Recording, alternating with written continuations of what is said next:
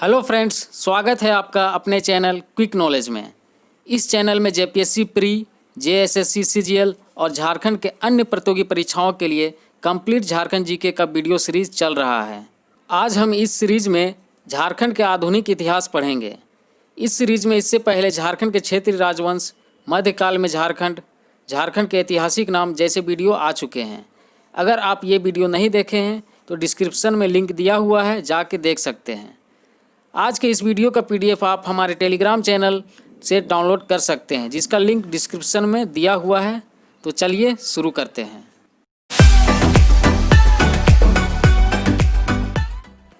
आधुनिक कालीन झारखंड को अच्छे से समझने के लिए इसे हम 3 भागों में बांटकर पढ़ेंगे।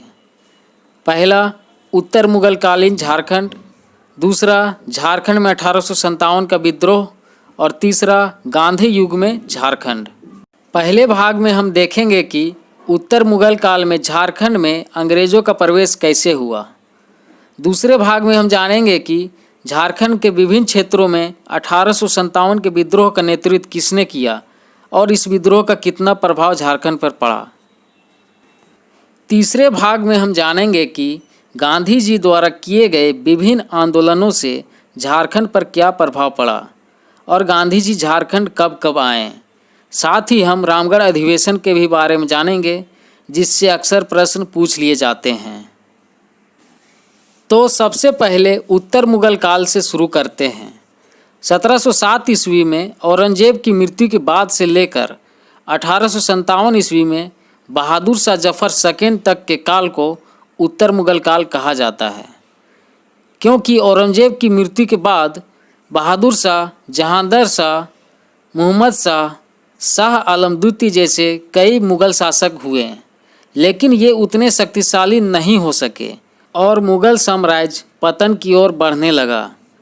अंतिम मुगल बादशाह बहादुर शाह जफर सेकेंड द्वारा 1857 की क्रांति में भाग लेने के कारण अंग्रेज़ों ने इसे बंदी बना लिया और वर्तमान म्यांमार के रंगून भेज दिया। इस प्रकार मुगल साम्राज्य का पूरी तरह से पतन हो गया। तो उत्तर मुगल काल में मुगल बादशाहों और उनके सूबेदारों की झारखंड में पकड़ कमज़ोर पड़ गई थी।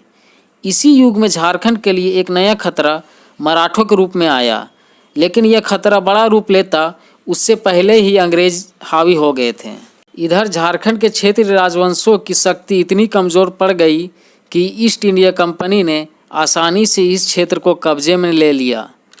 12 अगस्त 1765 को मुगल बादशाह शाह आलम द्वितीय से ब्रिटिश ईस्ट इंडिया कंपनी को बंगाल, बिहार और उड़ीसा की दीवानी यानी राजस्व प्रशासन मिली। इस समय झारखंड बिहार का ही भाग था। ये इम्पोर्टेंट फैक्ट्स है, इसे याद रखना है।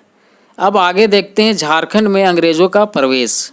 अंग्रेज़ों का झारखंड में प्रवेश सिंहभूम की ओर से 1767 ईस्वी में शुरू हुआ था।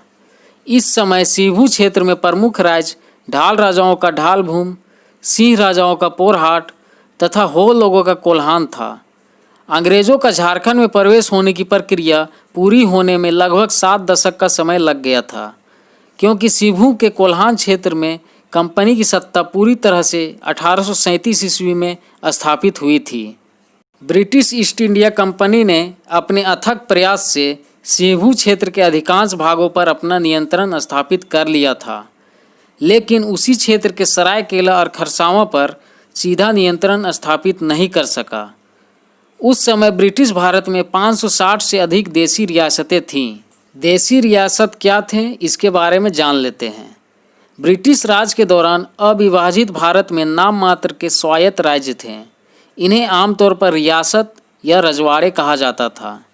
ये ब्रिटिश साम्राज्य द्वारा सीधे शासित नहीं थे, बल्कि भारतीय शासकों द्वारा ही शासित थे, लेकिन इन पर परोक्ष रूप से ब्रिटिश शासन का ही नियंत्रण रहता था। इन्हें ही देसी रियासत कहा जाता था। तो उस समय ब्रिटिश भारत में 560 से अधिक देसी रियासतें थीं, लेकिन झारखंड में केवल 2 सरायकेला और खरसावां ही थे जो देसी रियासत में शामिल थे। सरायकेला रियासत की स्थापना विक्रम सिंह ने किया था, जो पोरहाट के शिववंशी राजा अर्जुन सिंह का पुत्र था, तथा खरसावां रियासत की स्थापना विक्रम सिंह का बेटा ने किया था। तो ये था उत्तर मुगल कालीन झारखंड की स्थिति। अब आगे देखते हैं भाग 2, झारखंड में 1857 का विद्रोह। अंग्रेजों के विरुद्ध प्रथम स्वतंत्रता संग्राम माना जाने वाला 1857 का महान विद्रोह की शुरुआत 10 मई 1857 को उत्तर प्रदेश के मेरठ से हुई थी। 1857 का विद्रोह भारतीय इतिहास की एक महत्वपूर्ण घटना थी। देश के अधिकांश भागों की तरह झारखंड भी इस विद्रोह से प्रभावित हुआ। झारखंड में 1857 विद्रोह की शुरुआत देवघर के रोहनी गांव में घुड़सवार सैनिकों ने 12 जून 1857 को किया था।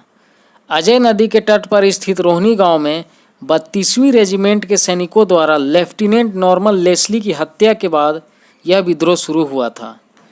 इसके बाद झारखंड के कई क्षेत्रों में विद्रोह की शुरुआत हो गई, जैसे 30 जुलाई को रामगढ़ और हजारीबाग में, 2 अगस्त को रांची में, 5 अगस्त को मानभूम में, 3 सितंबर को सिंहभूम में तथा 26 सितंबर को पलामू में विद्रोह शुरू हुआ। विद्रोह के समय रामगढ़ बटालियन का मुख्यालय रांची में था। झारखंड में 1857 के विद्रोह के मुख्य प्रेरक ठाकुर विश्वनाथ सहदेव थे, जिन्होंने मुक्त वाहिनी सेना की स्थापना की थी। गणपत राय और शेख भिखारी इस सेना के प्रमुख सैनिक थे। मुक्त वाहिनी सेना को बाबू कुंवर सिंह का मार्गदर्शन प्राप्त था, जो बिहार में 1857 के विद्रोह का नेतृत्व कर रहे थे। विद्रोह के समय अंग्रेजी फौजों को रोकने के लिए रामगढ़ के चुट्टू पालू घाटी मार्ग को शेख भिखारी ने ही अवरुद्ध किया था। बाद में 8 जनवरी 1858 को शेख भिखारी और उमराव सिंह को फांसी दे दी गई। सिंहभूम क्षेत्र में विद्रोह का नेतृत्व राजा अर्जुन सिंह कर रहे थे। सैनिक जयमंगल पांडे के निर्देशन में डोरंडा में विद्रोह हुआ। 2 अक्टूबर 1857 को ब्रिटिश सेनापति मेजर इंग्लिश के विरुद्ध विद्रोह के नायक जयमंगल पांडे और नादिर अली खां ने चतरा में ऐतिहासिक युद्ध किया। बाद में 4 अक्टूबर 1857 को चतरा में जयमंगल पांडे और नादिर अली को फांसी दी गई। चतरा युद्ध के ही 2 विद्रोही नेता ठाकुर विश्वनाथ सहदेव और पांडे गणपत राय ने लोहरदग्गा के जंगलों में छिपकर अंग्रेजों के खिलाफ छापामार युद्ध किया था। 16 अप्रैल 1858 को विश्वनाथ सहदेव को और 21 अप्रैल 1858 को गणपत राय को रांची में फांसी दी गई। पलामू क्षेत्र में विद्रोह का नेतृत्व नीलांबर पीताम्बर ने किया था। 28 मार्च 1859 को नीलांबर पीताम्बर को पलामू के लेस्लीगंज में फांसी दी गई।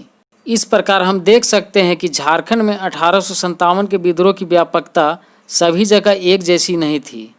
संथाल परगना और हजारीबाग में यह सिपाही विद्रोह था, लेकिन रांची, मानभूम, पलामू क्षेत्र में यह जन विद्रोह का रूप धारण कर लिया।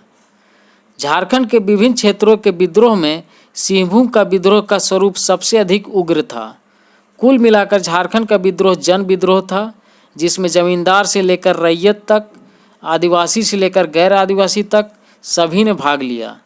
सबका एक ही उद्देश्य था, यूरोपियनों द्वारा किए जा रहे शोषण को समाप्त करना, ब्रिटिश शासन के सभी चिन्हों को मिटाना और अंग्रेज समर्थकों का अंत करना। हालांकि 1857 का विद्रोह अपने तत्कालीन लक्ष्य को पाने में विफल रहा था, लेकिन इसका दूरगामी प्रभाव जरूर पड़ा। यह राष्ट्रभक्तों के लिए प्रेरणा स्रोत बना और इसने राष्ट्र चेतना के उदय और विकास में महत्वपूर्ण भूमिका निभाई। तो ये था झारखंड में 1857 विद्रोह का स्वरूप। अब हम आगे देखेंगे भाग 3 में गांधी युग। 1917 में बिहार में हुए चंपारण सत्याग्रह के साथ महात्मा गांधी ने भारतीय राजनीति में सक्रिय कदम रखा और 1947 ईस्वी तक इस पर पूरी तरह छाए रहे। इसलिए 1917 से 1947 तक के कालक्रम को गांधी युग कहा जाता है। तो गांधी युग में झारखंड पर क्या प्रभाव पड़ा, इस पर नज़र डालेंगे। महात्मा गांधी अंग्रेज़ों के खिलाफ कई आंदोलन किए। इस दौरान वो कई बार झारखंड आए थे, लेकिन गांधी जी पहली बार जून 1917 में श्याम कृष्ण सहाय के निमंत्रण पर झारखंड आए थे। इनके साथ इनकी पत्नी कस्तूरबा गांधी भी थी। 1917 में चंपारण सत्याग्रह के दौरान गांधी जी रांची आए थे और यहीं पर चंपारण सत्याग्रह की रूपरेखा तैयार किए थे। ब्रिटिश सरकार ने होम रूल आंदोलन के सिलसिले में मौलाना अबुल कलाम आज़ाद को नज़रबंद का आदेश दिया था। इसलिए मौलाना आज़ाद को कलकत्ता से रांची लाकर 1916 से 1919 ईस्वी तक नज़रबंद किया गया था। मौलाना अबुल कलाम आज़ाद रांची में अंजुमन इस्लामिया और मदरसा इस्लामिया की स्थापना में महत्वपूर्ण भूमिका निभाए थे। ब्रिटिश सरकार के अन्याय जैसे 1919 में रॉलेट एक्ट और जलियांवाला बाग हत्याकांड के विरुद्ध सरकार के साथ असहयोग पर आधारित 1920 से 1922 के दौरान गांधी जी ने असहयोग आंदोलन चलाए। गांधी जी के कहने पर झारखंड के लोग असहयोग आंदोलन में कूद पड़े। 1920 से 21 ईस्वी में गांधी जी खुद झारखंड आए और रांची में भीमराज बंशीधर मोदी धर्मशाला में ठहरे। उसी धर्मशाला के सामने विदेशी कपड़ों की होली जलाई गई। लोगों ने खादी पहनने और चरखा चलाने का व्रत लिया। अति महत्वपूर्ण बात यह हुई कि गांधी जी का ताना भगतों से संपर्क हुआ। ताना भगत दल के दल गांधी जी के शिष्य बने। ताना भगत कौन थे, इनके बारे में जान लेते हैं। ताना भगतों में मुख्य रूप से उरांव जनजाति शामिल है।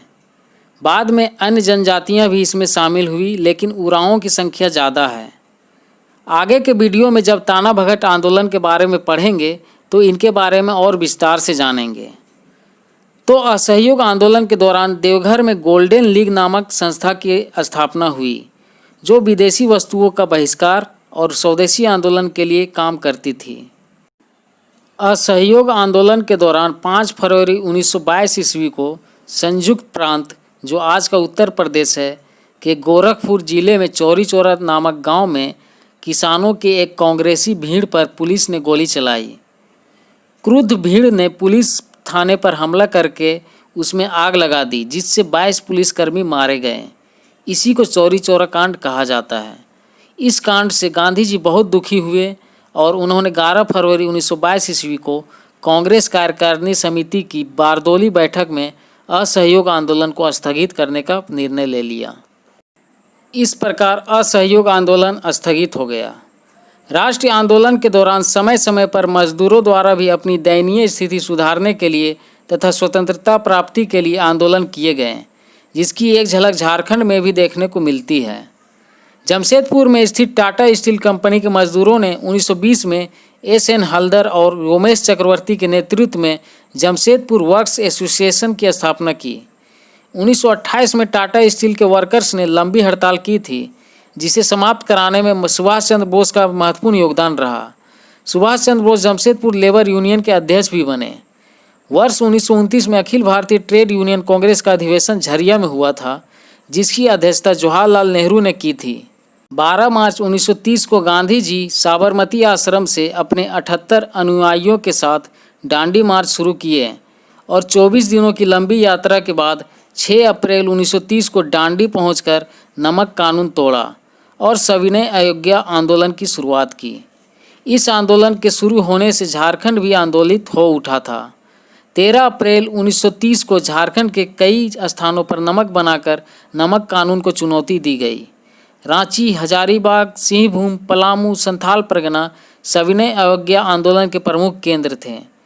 हजारीबाग में कृष्ण बल्लभ सहाय ने नमक बनाकर आंदोलन को प्रसारित करने के काम किए थे, जिस कारण इन्हें 1 वर्ष की कारावास की सज़ा भी मिली थी। इसी आंदोलन के प्रचार प्रसार के लिए जेल में बंद रामवृक्ष वेनीपुरी ने कैदी नामक हस्तलिखित पत्रिका निकाली। इसी प्रकार महामाया प्रसाद सिन्हा तथा भवानी दयाल सन्यासी ने भी जेल में रहकर कारागार नामक हस्तलिखित पत्रिका निकाली थी। 5 मार्च 1931 को महात्मा गांधी और वायसराय लॉर्ड इरविन के बीच एक समझौता हुआ, जिसे गांधी इरविन समझौता कहा जाता है। इस समझौता के बाद सविनय अवज्ञा आंदोलन को समाप्त कर दिया गया।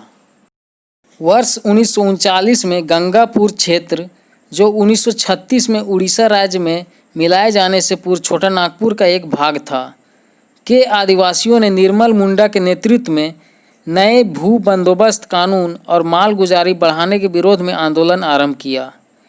25 अप्रैल 1939 ईस्वी को सिमको में एक विशाल जनसभा हुई, जिसमें पुलिस द्वारा गोली चलाए जाने से 65 आदिवासियों की मौत हो गई थी। इसे सिमको हत्याकांड के नाम से जाना जाता है। इस हत्याकांड की छोटा नागपुर में व्यापक प्रतिक्रिया हुई थी। अब रामगढ़ अधिवेशन के बारे में जानते हैं, जिससे कई बार प्रश्न पूछे भी जा चुके हैं। भारतीय राष्ट्रीय कांग्रेस की स्थापना 1885 ईस्वी में A.O. ह्यूम द्वारा किया गया था। कांग्रेस की स्थापना से आज़ादी के बाद तक अविभाजित भारत के विभिन्न स्थानों में कांग्रेस का वार्षिक अधिवेशन आयोजित किया जाता था। इसी क्रम में कांग्रेस का 53वां अधिवेशन 19 से 20 मार्च 1940 को रामगढ़ में हुआ। रामगढ़ अधिवेशन झारखंड की धरती पर संपन्न होने वाला कांग्रेस का एकमात्र अधिवेशन था, जिसकी अध्यक्षता मौलाना अबुल कलाम आज़ाद ने की थी। इस अधिवेशन से पूर्व 14 मार्च 1940 को गांधी जी द्वारा रामगढ़ में खादी ग्राम उद्योग का शुभारंभ किया गया था।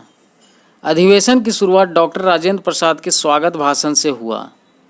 पंडित जवाहरलाल नेहरू ने कांग्रेस का एकमात्र प्रस्ताव सत्याग्रह का प्रस्ताव प्रस्तुत किया, जिसका अनुमोदन आचार्य JV कृपलानी ने किया। इसके बाद गांधी जी ने भाषण दिया, जिसमें रचनात्मक कार्यक्रम एवं अहिंसात्मक संघर्ष पर बल दिया गया। ताना भक्तों द्वारा गांधी जी को 400 रुपये की एक थैली भी भेंट की गई थी। अधिवेशन के दौरान सुभाष चंद्र बोस के नेतृत्व में अखिल भारतीय समझौता विरोधी सम्मेलन का आयोजन किया गया। रामगढ़ अधिवेशन की एक विशेषता यह भी थी कि सुभाष चंद्र बोस के नेतृत्व में फॉरवर्ड ब्लॉक का निर्माण किया गया तथा MN रॉय ने रेडिकल डेमोक्रेटिक पार्टी की स्थापना की।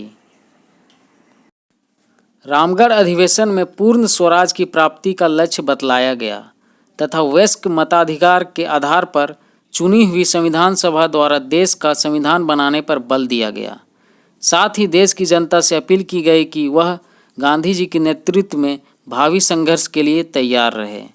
इस प्रकार कांग्रेस का रामगढ़ अधिवेशन संपन्न हुआ। अब आगे देखते हैं क्विट इंडिया मूवमेंट यानी भारत छोड़ो आंदोलन। भारत छोड़ो आंदोलन की शुरुआत 9 अगस्त 1942 को हुई थी। इसी आंदोलन में गांधी जी ने करो या मरो का नारा दिया था। आंदोलन के शुरू होते ही ब्रिटिश सरकार का दमन चक्र भी शुरू हो गया था। गांधी जी और अन्य कई नेता गिरफ्तार कर लिए गए। नेताओं की अनुपस्थिति में इस आंदोलन ने जन विद्रोह का रूप ले लिया। शासन का विरोध करते हुए लोगों ने जुलूस निकाले, सभाएं की और हड़तालों का आयोजन किया। भारतीयों के द्वारा स्वतंत्रता प्राप्ति का यह अंतिम बड़ा प्रयास था। निसंदेह यह आंदोलन सरकार की प्रबल शक्ति के सामने नहीं टिक सका, किंतु इसने भारतीय जनता की वीरता व लड़ाकूपन की अद्वितीय मिसाल प्रस्तुत की। भारत में ब्रिटिश सत्ता की यह अंतिम आघात साबित हुआ और यह स्पष्ट हो गया कि अंग्रेजों के लिए भारत में और अधिक समय तक शासन करना असंभव है। भारत छोड़ो आंदोलन से पूरा झारखंड आंदोलित हो उठा था और झारखंड में लोग बहुत बड़े पैमाने पर इस आंदोलन में शामिल भी हुए थे। जगह जगह जुलूस निकाले गए, प्रदर्शन हुए, सभाएं हुई और आवागमन व संचार के साधनों को भी नष्ट किया गया। इस आंदोलन के दौरान झारखंड में एक विशेष घटना हुई और वह था हजारीबाग जेल से जयप्रकाश नारायण का पलायन। प्रसिद्ध समाजवादी स्वतंत्रता सेनानी जयप्रकाश नारायण को गिरफ्तार कर हजारीबाग जेल में रखा गया था। तो वह 9 नवंबर 1942 को अपने 5 साथियों के साथ जेल की दीवार फांदकर भागने में कामयाब हो गए थे। वर्तमान में हजारीबाग जेल का नाम इन्हीं के नाम पर है। तो फ्रेंड्स, ये था झारखंड का मॉडर्न हिस्ट्री यानी आधुनिक इतिहास, जिसमें एग्जाम के दृष्टिकोण से सभी महत्वपूर्ण तथ्यों को समाहित करने का पूरा प्रयास किया गया है। फिर भी कुछ तथ्य अगर गलती से छूट गया हो तो उसे झारखंड जीके के 1000 महत्वपूर्ण प्रश्नों की सीरीज में दे दिया जाएगा। इस सीरीज में अब तक 5 सेट आ चुके हैं, 6ठा सेट जल्द आएगा। अगर आपने नहीं देखा है तो डिस्क्रिप्शन में लिंक दिया हुआ है, जाके देख सकते हैं। कंप्लीट झारखंड जीके सीरीज का अगला वीडियो झारखंड में हुए जनजातीय विद्रोह जैसे संथाल विद्रोह, बिरसा आंदोलन आदि से रहेगा। तो नए वीडियो का नोटिफिकेशन पाने के लिए चैनल को सब्सक्राइब कर बेल आइकन को प्रेस कर दें। तो मिलते हैं नेक्स्ट वीडियो में। वीडियो देखने के लिए धन्यवाद।